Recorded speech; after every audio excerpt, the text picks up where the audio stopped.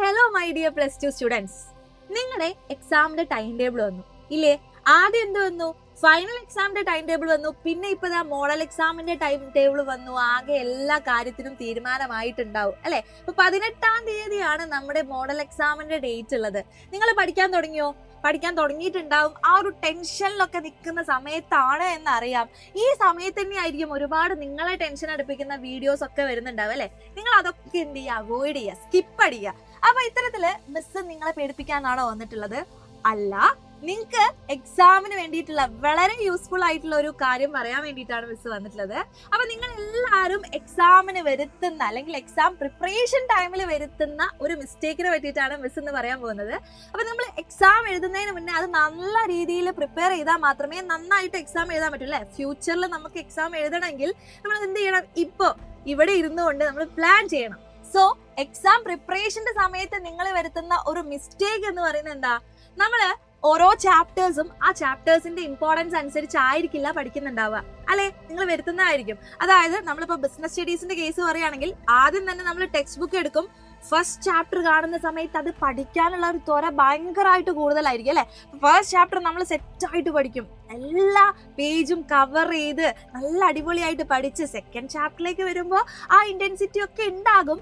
തേർഡും ഫോർത്തും ഒക്കെ ഉണ്ടെങ്കിലും പിന്നീട് എന്താണ് ആ ഇന്റൻസിറ്റി കുറഞ്ഞു വരുന്നതായിട്ട് കാണാം അല്ലെ? അപ്പൊ അവസാനത്തെ ചാപ്റ്റർ ഒക്കെ ആകുമ്പോൾ അവസാനത്തെ ചാപ്റ്റർ അല്ലേ, സ്കിപ്പ് അടിക്കാം എന്നുള്ള ഒരു തോട്ട് നിങ്ങളുടെ മനസ്സിൽ വരും. പക്ഷെ അത് നിങ്ങൾ ഒരിക്കലും ചെയ്യാൻ പറ്റില്ല. ഓരോ ചാപ്റ്റേഴ്സിനും ഓരോ ഇമ്പോർട്ടൻസ് ആണ്, ഓരോ ചാപ്റ്റേഴ്സിനും ഓരോ വെയിറ്റേജ് ആണ്. സോ ആ വെയിറ്റേജ് അനുസരിച്ച് വേണം നിങ്ങളുടെ എക്സാം നിങ്ങൾ പ്രിപ്പയർ ചെയ്യാനായിട്ട്. ഓക്കെ, അപ്പൊ എപ്പോഴും വെയിറ്റേജ് അറിഞ്ഞുകൊണ്ട് വേണം നിങ്ങളുടെ എക്സാമിന് പ്ലാൻ ചെയ്യാനായിട്ട്. അപ്പൊ ബിസിനസ് സ്റ്റഡീസ് എന്താണ്? ഒരു തിയറി പേപ്പർ ആണ്. അപ്പൊ തിയറി പേപ്പർ പഠിക്കുന്ന സമയത്ത് അതിൽ ഒരുപാട് മീനിങ്, ഡെഫിനിഷൻ, അതുപോലെ തന്നെ ലിമിറ്റേഷൻ, മെറിറ്റ്സ്, അങ്ങനെ തുടങ്ങിയിട്ടുള്ള ഒരുപാട് ടോപ്പിക്സ് ആണ് ഉള്ളത്. സോ ഓരോ ചാപ്റ്റേഴ്സിന്റെയും ഇമ്പോർട്ടൻസ്, ഓരോ ചാപ്റ്റേഴ്സിന്റെയും വെയിറ്റേജ് അനുസരിച്ച് പഠിച്ചു കഴിഞ്ഞാൽ നിങ്ങൾക്ക് ഈസി ആയിട്ട് എന്ത് ചെയ്യാൻ പറ്റും? എക്സാമിന് എഴുതാനായിട്ട് പറ്റും. സോ ബിസിനസ് സ്റ്റഡീസിലെ ഫസ്റ്റ് ടേമിൽ, അതായത് ജൂൺ, ജൂലൈ, ഓഗസ്റ്റ് സമയത്ത് നമ്മൾ പഠിച്ചിട്ടുള്ള 5 ചാപ്റ്റേഴ്സിന്റെ വെയിറ്റേജ് ആണ് മിസ് ഈ ഒരു വീഡിയോയിലൂടെ പറയാൻ ശ്രമിക്കുന്നത്. സോ പാർട്ട് 1 ആയിട്ട് നിങ്ങൾ ഇത് കണക്കാക്കുക. പാർട്ട് 2 ആയിട്ട് നമ്മൾ ഉടനെ വരുന്നതായിരിക്കും. അപ്പൊ ഫസ്റ്റ് ചാപ്റ്റർ ഏതാണ്? Nature and significance of business. ഈ ഒരു ചാപ്റ്ററിന് 6 മാർക്കിനുള്ള ക്വസ്റ്റ്യൻസ് ആണ് വരിക. ഓക്കെ, അപ്പൊ 6 മാർക്കിന് വേണ്ടിയിട്ടാണ് ഈ ഒരു ചാപ്റ്ററിൽ നമ്മൾ കോൺസെൻട്രേറ്റ് ചെയ്ത് പഠിക്കേണ്ടത്. അപ്പൊ ഫസ്റ്റ് ചാപ്റ്റർ ആണ്, ഒരുപാട് അങ്ങോട്ട് പഠിച്ചേക്കാം, അങ്ങനെയല്ല. നമ്മൾ എന്ത് ചെയ്യുക? വെയിറ്റേജിന് ഇമ്പോർട്ടൻസ് കൊടുക്കുക. അതനുസരിച്ച് വേണം ആ ഒരു ചാപ്റ്റർ നമ്മൾ പഠിക്കാനായിട്ട്. അപ്പോൾ nature and significance of business എന്ന് നമ്മൾ എപ്പോഴും എക്സ്പെക്ട് ചെയ്യേണ്ട ഒരു ക്വസ്റ്റ്യൻ എന്ന് പറഞ്ഞാൽ nature of management as an art, science and profession. Previous ഇയേഴ്സിലൊക്കെ സ്ഥിരമായിട്ട് ചോദിക്കുന്ന ഒരു ക്വസ്റ്റ്യൻ ആണ്. അപ്പൊ ഇത് നിങ്ങൾ ഇമ്പോർട്ടൻസ് കൊടുത്തുകൊണ്ട് പഠിക്കാം. അതുപോലെ തന്നെയാണ് functions of management. Okay, principles of management എന്ന സെക്കൻഡ് ചാപ്റ്ററും വളരെ ഇമ്പോർട്ടന്റ് ആണ്. എത്ര മാർക്കിനുള്ള ക്വസ്റ്റ്യൻ ആണ് ഇവിടുന്ന് വരുന്നത്? 7 മാർക്കിനുള്ള ക്വസ്റ്റ്യൻ ആണ്. അപ്പൊ മിസ് പഠിക്കുന്ന മുതലേ ഈ ഒരു ടെക്സ്റ്റ് ആണ്. ആലോചിച്ച് നോക്ക്, കുറെ കാലമായി അല്ലേ? അപ്പൊ അന്തകാലം മുതൽ ഇപ്പൊ വരെ, കഴിഞ്ഞ എക്സാമിന് വരെ ഒരിക്കലും സ്കിപ്പ് ചെയ്യാതെ ഷുവർ ക്വസ്റ്റ്യൻ ആയിട്ട് വന്നിട്ടുള്ള പ്രധാനപ്പെട്ട 2 ടോപ്പിക്സ് ആണ് ടെയ്ലറിന്റെ പ്രിൻസിപ്പിളും അതുപോലെ തന്നെ ഫയോളിന്റെ പ്രിൻസിപ്പിളും. നിങ്ങൾ പഠിച്ചിട്ടുണ്ടാവും. അപ്പൊ അത് രണ്ടും നിങ്ങൾ ഒരിക്കലും സ്കിപ്പ് ചെയ്യരുത്. എന്തായാലും പഠിക്കേണ്ട ഒന്നാണിത്. അപ്പൊ ഇവിടുന്ന് നമുക്ക് എന്തായാലും ഒരു ക്വസ്റ്റ്യൻ എക്സ്പെക്ട് ചെയ്യാം. 7 മാർക്കാണ്. അപ്പൊ ആ 7 മാർക്ക് നമുക്ക് എന്ത് ചെയ്യണം? പോക്കറ്റിലാക്കണം. വേണ്ടേ? അത് നമ്മൾ സ്കോർ ചെയ്യണം, പോക്കറ്റിലാക്കണം. ഓക്കെ, തേർഡ് ചാപ്റ്റർ ഏതാണ്? ബിസിനസ് എൻവയൺമെന്റ് ആണ്. കമ്പാരിറ്റീവ്ലി ചെറിയ ചാപ്റ്റർ ആണ്. 4 മാർക്സിനുള്ള ക്വസ്റ്റ്യൻസ് മാത്രമേ ഇവിടുന്ന് വരുള്ളൂ. ഈ ഒരു ചാപ്റ്ററിന്റെ ഒരു പ്രത്യേകത എന്ന് പറയുന്നത് എന്താ? ഈ ചാപ്റ്റർ പഠിക്കാനും എളുപ്പമാണ്, അതുപോലെ തന്നെ പഠിപ്പിക്കാനും എളുപ്പമാണ്. അതുകൂടാതെ നിങ്ങൾക്ക് ഏറ്റവും സിമ്പിൾ ആയിട്ട്, ഈസി ആയിട്ട്, നിങ്ങളുടേതായിട്ടുള്ള രീതിയിലൊക്കെ എക്സാമിന് എഴുതി കഴിഞ്ഞാൽ മാർക്ക് പെട്ടെന്ന് സ്കോർ ചെയ്യാൻ പറ്റുന്ന ഒരു ചാപ്റ്റർ ആണ്. അതുകൊണ്ട് തന്നെ ഇമ്പോർട്ടൻസ് കൊടുത്തുകൊണ്ട് നിങ്ങൾ പഠിക്കുക. ഓക്കെ, നെക്സ്റ്റ് ചാപ്റ്റർ നമ്മൾ എന്താണ്? കുറച്ചും കൂടി ഇമ്പോർട്ടൻസിലേക്ക് പോവാണ്. പ്ലാനിങ്. നിങ്ങൾ പഠിച്ച സമയത്ത് മനസ്സിലായിട്ടുണ്ടാവും അല്ലെ? പ്ലാനിങ്ങും ഇമ്പോർട്ടന്റ് ആണ്. 6 മാർക്കിനുള്ള ക്വസ്റ്റ്യൻസ് ആണ് ഇവിടുന്ന് വരുന്നത്. ഓക്കെ, അപ്പൊ ഈ പ്ലാനിങ്ങിൽ എന്തൊക്കെയായിരിക്കും ഇമ്പോർട്ടൻസ് എന്ന് പറഞ്ഞാൽ ലിമിറ്റേഷൻസ് ഒക്കെ എപ്പോഴും ചോദിക്കുന്ന ഒരു ക്വസ്റ്റ്യൻ ആണ് കേട്ടോ. അപ്പൊ ലിമിറ്റേഷൻസ് നമുക്ക് 2 മാർക്കിന് ചോദിച്ചിട്ടുണ്ട്, 4 മാർക്കിന് ചോദിച്ചിട്ടുണ്ട്, 5 മാർക്കിന് ചോദിച്ചിട്ടുണ്ട്. അപ്പൊ 2 മാർക്കിന് ചോദിക്കുന്ന സമയത്ത് 2 ലിമിറ്റേഷൻസ് മാത്രം എഴുതാം. ഓക്കെ, അപ്പൊ ഇനിയിപ്പോ 3 മാർക്കിനാണ് ബൈ ചാൻസ് ചോദിച്ചതെങ്കിൽ ചെറിയൊരു എക്സ്പ്ലനേഷൻ കൊടുക്കുക.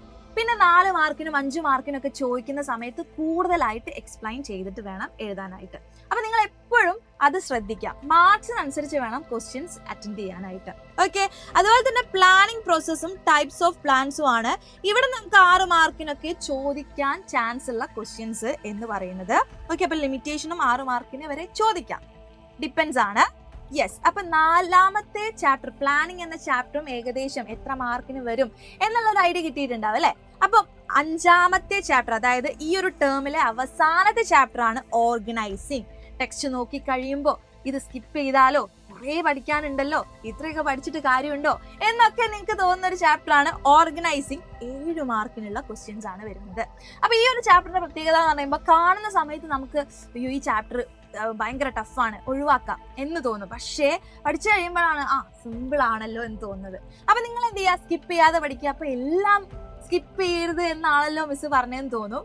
എന്നിരുന്നാലും മാർക്സിനനുസരിച്ച് നിങ്ങൾ പഠിക്കാം. അപ്പൊ ഇവിടെ നോക്കിക്കഴിഞ്ഞാൽ നിങ്ങൾക്ക് കാണാൻ പറ്റും 7 മാർക്കിനുള്ള ക്വസ്റ്റ്യൻസ് വരുന്നത് ഓർഗനൈസിംഗ് എന്നും അതുപോലെ തന്നെ പ്രിൻസിപ്പിൾസ് ഓഫ് മാനേജ്മെന്റ് എന്നുമാണ്.